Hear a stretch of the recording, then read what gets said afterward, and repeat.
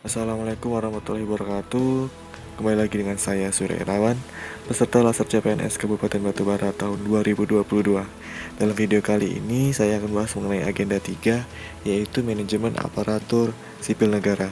Dengan pengampu materi adalah Bapak Dr. Randus Muhammad Kahfi, MSI. Berikut adalah pengertian PNS dan P3K menurut kedudukan ASN berdasarkan Undang-Undang Nomor 5 Tahun 2014.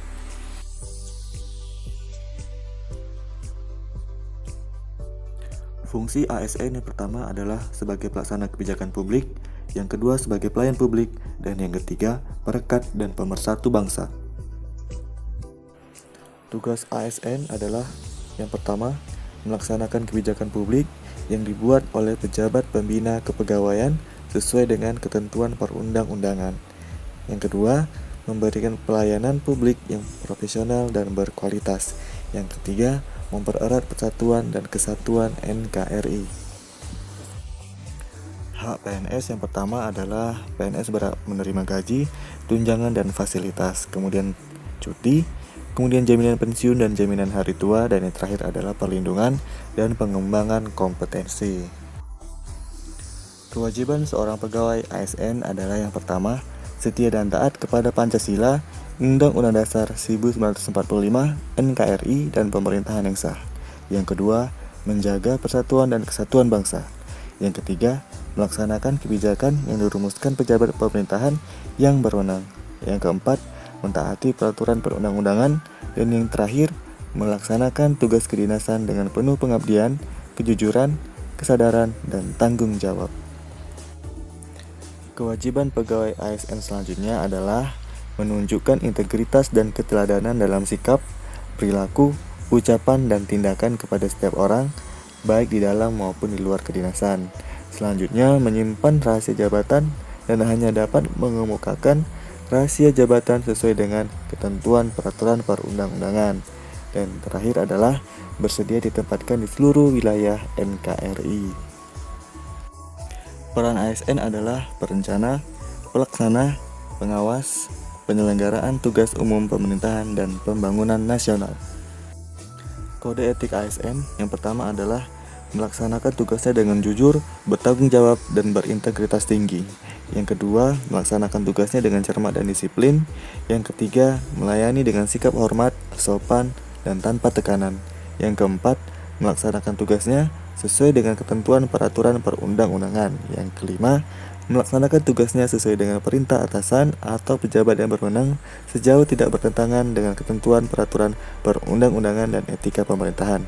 Dan yang keenam, menjaga kerahasiaan yang menyangkut kebijakan negara.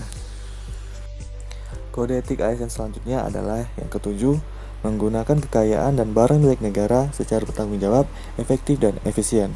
Yang kedelapan, menjaga agar tidak terjadi konflik kepentingan dalam melaksanakan tugasnya.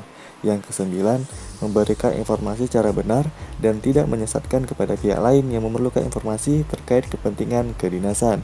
Yang kesepuluh, tidak menyalahgunakan informasi intern negara, tugas, status, kekuasaan, dan jabatannya untuk mendapatkan atau mencari keuntungan atau manfaat bagi diri sendiri atau untuk orang lain. Yang ke-11, memegang teguh nilai dasar ASN dan selalu menjaga reputasi dan integritas ASN. Dan yang terakhir, melaksanakan ketentuan peraturan perundang-undangan mengenai disiplin pegawai ASN. Selanjutnya yaitu mengenai Smart ASN.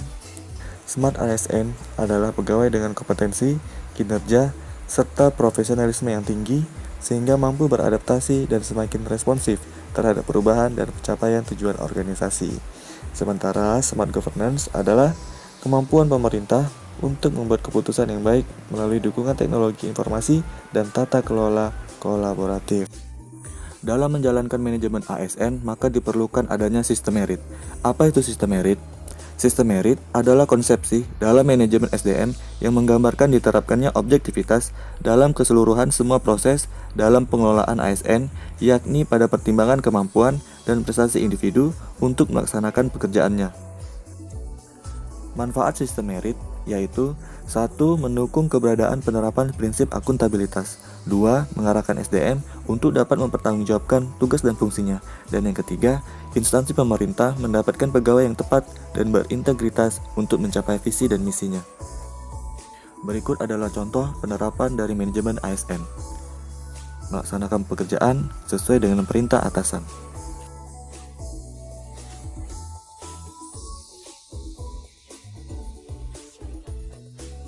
Mematuhi peraturan yang dibuat oleh pejabat pembuat kebijakan, contohnya melakukan absensi kehadiran tepat waktu.